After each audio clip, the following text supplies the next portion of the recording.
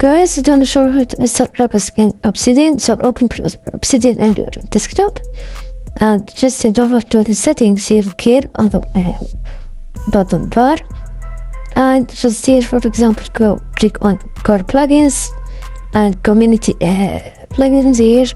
So you can choose the core plugins and make sure you select these options. So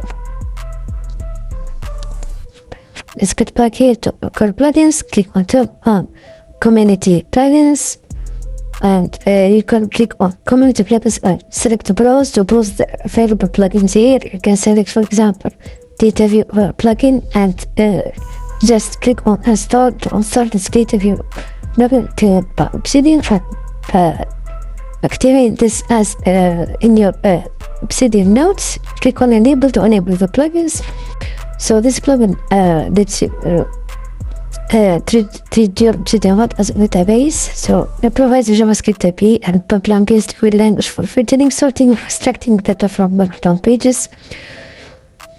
So many people explain, and this is pretty much it, guys. Select the plugin that you want to add and click on the store and enable to install and activate the plugin on your Obsidian account.